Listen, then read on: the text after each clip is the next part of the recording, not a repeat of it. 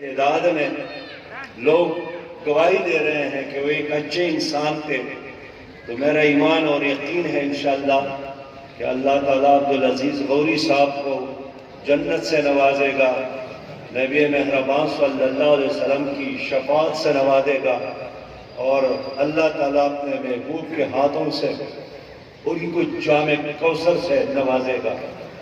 میرے بہت ہی پیارے بھائیوں، جناب عبدالعزیز غوری رحمۃ اللہ علیہ اس نسل سے تعلق رکھتے ہیں جنہوں نے پاکستان کے خاطر ہجرت کی، اور اس نے بڑے بچپن میں ابتدائی زمانے میں ایک مزدور کی حیثیت سے اپنی زندگی کا آغاز کیا، اور اپنے معصومیت اور اپنے بچپن میں ایک نظریے کے خاطر اپنا گھر بار چھوڑا تھا۔ آج اس ملک کی 73 سال گزر گئے۔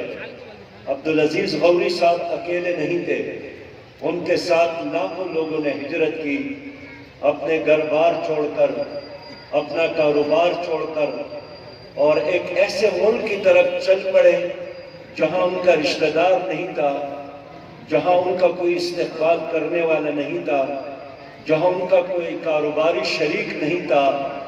ایک اندھیرے علاقے کی طرف وہ آ گئے، لیکن ان کے دلوں میں ایک محبت تھی کہ ہم ایک ایسے ملک کی طرف جا رہے ہیں جہاں اللہ کی دین کی حکمرانی ہوگی، جہاں لا الہ الا اللہ محمد رسول اللہ اس کا پرچم بلند ہوگا، جہاں عدالتوں میں قرآن کا نظام ہوگا، جہاں سیاست شریعت کے مطابق ہوگی، جہاں عدل اور انصاف ہوگا۔ اور قائد اعظم محمد علی جناح نے بارہا فرمایا تھا کہ یہ انسانیت کے رہنمائی کے لیے مدینہ کی اسلامی ریاست کی طرز پر ایک ریاست ہوگی، ایک مینار نور ہوگا۔ لیکن آج ہم نے سوچنا ہے کہ 73 سال گزر گئے، 73 سال، کون صدی پاکستان کا ہونے والا ہے، لیکن ہمارا ملک ایک اسلامی ملک نہیں بن سکا، ہمارا نظام اسلامی نہیں بن سکا، اور جس نظام سے مسلمانان ہند نے آزادی کے خاطر کروڑوں کی تعداد میں قربانی دی اور لاکھوں کے تعداد میں جام شہادت نوش کی، آج وہ نظام ایک بدتر صورت میں یہاں پر مسلط ہے۔ آج بھی اس ملک پر ایسٹ انڈیا کمپنی کے ابن غلاموں کا نظام رائج ہے۔ آج بھی اس ملک کی عدالتوں میں انگریز کا نظام مسلط ہے۔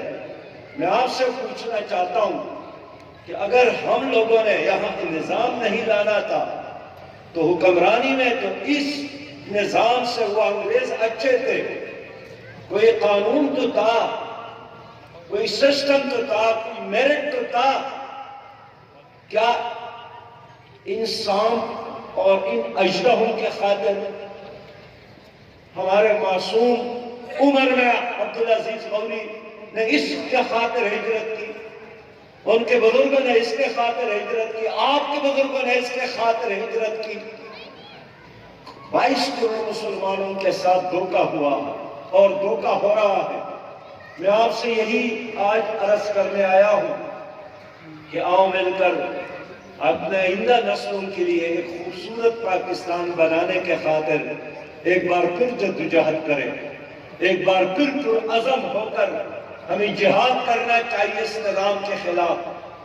آج آپ دیکھیں نا کہ اس ملک میں اس وقت جو سیاست ہو رہی ہے، ایک طرف پی ٹی آئی ہے اور دوسری طرف 11 جماعتوں نے ایک اتحاد بنایا ہے، اور وہ لوگ اس اتحاد میں شامل ہیں جنہوں نے 73 سال تمہاری اوپر حکومت کی۔ مسلم لیگ والے بھی رو رہے ہیں کہ ظلم ہے، پیپل پارٹی والے بھی رو رہے ہیں کہ ظلم ہے، مولانا فضل الرحمان صاحب بھی رو رہا ہے کہ ظلم ہے، جناب عمران خان صاحب بھی رو رہا ہے کہ ظلم ہے، جناب علوی صاحب بھی رو رہا ہے کہ ظلم ہے۔ اب پوچھنا یہی ہے کہ یہ ظلم کون کر رہا ہے؟ اس ظلم کے نظام کو کس نے مسلط کیا ہے؟ اس کرپشن کے نظام کو کس نے مسلط کیا ہے؟ آپ لوگوں نے تو نہیں کیا ہے. آپ غریب لوگ ہیں، صبح محنت کرتے ہیں تو شام اپنے بچوں کو کھلاتے ہیں. کون ظالم ہے؟ میرے پیارے بھائیو، یہ نظام ظلم کا نظام ہے. اس موجودہ نظام میں کوئی مسجد کا مولوی بھی صدر پاکستان بن جائے، وہ بھی اس نظام کے ساتھ چلے گا. آج کی سیاست کو دیکھیں کہ جو جھگڑا ہے وہ نظام بدلنے پر نہیں ہے. امریکی غلامی پر کوئی اختلاف نہیں، ورلڈ بینک اور IMF کے قرضوں لینے پر کوئی اختلاف نہیں، کشمیر کو ہندوستان کے حوالے کرنے پر کوئی اختلاف نہیں، گلگت بلتستان کو صوبہ بنانے پر کوئی اختلاف نہیں، آرمی چیف کو ایکسٹینشن دینے پر کوئی اختلاف نہیں، سود نظام ختم کرنا ان کا کوئی ایجنڈا نہیں، FATF کے قوانین پر کوئی اختلاف نہیں. اختلاف صرف اس چیز پر ہے کہ میں حکومت میں کیوں نہیں ہوں.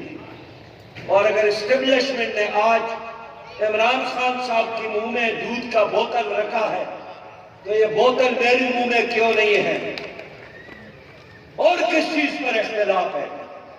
اس لیے میں آپ باضمیر لوگوں سے بات کرنا چاہتا ہوں. میں بھی ایک موقف کے ساتھ کھڑا ہوں، ایک آپشن ہوں، ایک چوائس عوام کے لیے، اور میرا بیانیہ یہی ہے کہ ان الحکم الا للہ. یہ ملک اللہ کے نام پر بنا تو اس میں اللہ کا نظام چلے گا، نبی مہربان صلی اللہ علیہ وسلم کی شریعت چلے گی. میں چہرے کی تبدیلی کی بات نہیں کرتا ہوں. عمران کی جگہ شاہ محمود قریشی وزیر اعظم بن جائے تو عوام کو کیا ملے گا؟ شاہ صاحب کی جگہ جہانگیر ترین وزیر اعظم بن جائے تو آپ کو کیا ملے گا؟ اسد عمر ہو یا زبیر عمر ہو، ایک باپ کے دونوں بیٹے ہیں، ایک PTI میں ہے اس کا ترجمان اور ایک مسلم لیگ میں ہے اس کا ترجمان. ان کے آنے جانے سے اور اپنی اپنی باری لینے سے عوام کو کیا ملے گا؟ کچھ بھی نہیں ملے گا.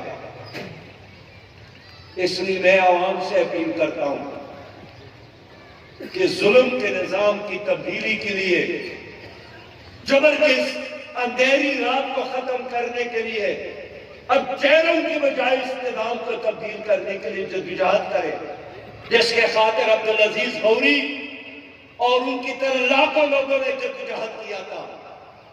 وہ ایک ایسا پاکستان بنانا چاہتے تھے جہاں بندوں پر کسی ظالم جاگیردار اور کرپٹ سرمایہ دار کی حکومت نہ ہو، اللہ کی حکومت ہو. جہاں تعلیم سب کے لیے ہو، جہاں علاج سب کے لیے ہو، جہاں ریاست اور حکومت ایک ماں کی کردار ادا کرے بلکہ کمزور کو زیادہ سپورٹ کرے. میرے پیارے بھائیوں اور دوستوں، آج کے پاکستان میں اس موجودہ حکومت کے 900 دن گزر گئے. 900 دنوں میں انہوں نے جھوٹ کے علاوہ اور کوئی کام نہیں کیا. خود ان کے اپنے لوگ ان سے اب ناراض ہیں. اب سینٹ کا الیکشن ہو رہا ہے، حکومت کہتی ہے کہ خفیہ بیلٹ کے ذریعے انتخاب نہیں ہوگا، اس لیے کہ ان کو یقین ہے کہ ان کے اپنے امتیاز اب ووٹ نہیں دیں گے. انہوں نے قوم کو مایوس کیا ہے اور سب سے بڑا ظلم یہی کیا ہے کہ اس حکومت نے کشمیر کو انڈیا کے حوالے کیا ہے. ہمارے جو 73 سالہ جدوجہد تھی اس پر پانی پھر دیا ہے. 5 لاکھ سے زیادہ شہداء کشمیر میں کشمیر کے آزادی کے لیے اس کا خون بیچا، ان کے ساتھ غداری کی گئی. میں اس لیے آپ لوگوں سے اپیل کرتا ہوں کہ موجودہ حکومت ہو اور یا سابق حکومت ہے، یہ ایک نظام کا تسلسل ہے، یہ ایک سٹیٹس کو ہے. یہ نظام کو بدلنا نہیں چاہتے، باری لینا چاہتے ہیں. میں اس لیے آپ سے اپیل کرتا ہوں کہ عبدالعزیز غوری رحمت اللہ علیہ تو چلے گئے، لیکن اس کے دل میں جو حسرت تھی وہ کیا تھی؟ جو اسلامی پاکستان کو نہیں دیکھ سکے. انہوں نے پاکستان کو ایک فلاحی ریاست نہیں دیکھا اور اپنے دل میں بے شمار حسرتیں لے کر اپنے بچوں کے کوئی مستقبل کے حوالے سے نہیں، پاکستان کے 22 کروڑ عوام کی ایک روشن مستقبل دیکھنا چاہتے تھے اور یہی حسرت لے کر پوری دنیا سے رحلت کر گئے. پیارے بھائیوں، کیا اب بھی وقت نہیں آیا ہے کہ ہم ذاتی مفادات سے بالاتر ہو کر ایک عظیم تر پاکستان کے خاطر اپنا ووٹ بھی استعمال کرے، اپنی صلاحیتوں کا استعمال کرے اور اپنی محبتوں کا استعمال کرے؟ کل حضور صلی اللہ علیہ وسلم کے حضور ہم نے پیش ہونا ہے، ہم یہی جواب دیں کہ میرے رب، میں نے اپنی تمام تر صلاحیتیں اس ملک میں اسلامی نظام کے لیے استعمال کیا تھا. میرے خیال میں اگر آپ لوگوں کے دل کے اندر یہ چراغ روشن ہو جائے کہ مجھے جو صلاحیت اللہ نے دی ہے، میں اپنی تمام تر صلاحیت اس ملک میں اللہ کے دین کے لیے استعمال کروں گا. میرے ساتھ سینٹ میں یہ امام الدین شوقین صاحب موجود ہیں، یہ گواہی دیں گے کہ میں جو بات یہاں کرنا چاہتا ہوں اور کر رہا ہوں، یہی بات ہم سینٹ میں کر رہے ہیں کہ خدا کے بندو، یہ جو 100 سینیٹر جہاں موجود ہیں، ہم سب نے کل اللہ کے حضور کھڑا ہونا ہے. اللہ ہم سے یہی پوچھے گا کہ 22 کروڑ عوام میں آپ جو 100 سینیٹر تھے، آپ لوگوں نے اللہ کے دین کو کیوں نافذ نہیں کیا؟ ہم کس چہرے اور منہ کے ساتھ حضور صلی اللہ علیہ وسلم کے سامنے کھڑے ہو کر ان سے شفاعت طلب کریں گے، ان کے ہاتھوں سے جام کوثر طلب کریں گے؟ آپ میں سے کوئی بازار میں کام کرنے والا مزدور ہے، یا کوئی تاجر ہے، یا کوئی استاد ہے، یا کوئی ڈاکٹر ہے، یا کوئی انجینئر ہے، اس میں تو کوئی شک نہیں ہے کہ انا للہ و انا الیہ راجعون، ہم سب نے اللہ کی طرف جانا ہے. تو اللہ تو ہم سے یہی پوچھے گا کہ میں نے ایک پاکستان آپ کے حوالے کیا تھا، اس پاکستان میں آپ لوگوں نے میرے دین کو کیوں نافذ نہیں کیا؟ آپ کیا جواب دیں گے؟ آئیے اس جواب کی تلاش کے لیے ہم سب عبدالعزیز غوری رحمۃ اللہ علیہ کے نقش قدم پر چلے. میں ان کے بچوں کو مبارکباد دیتا ہوں کہ انہوں نے اپنے والد کے راستے پر چلنے کا فیصلہ کیا.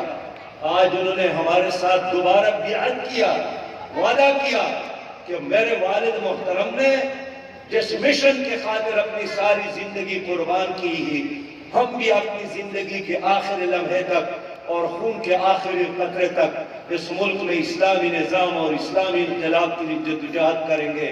میں اس پر ان کو مبارکباد پیش کرتا ہوں. وآخر دعوانا ان الحمدللہ رب العالمین.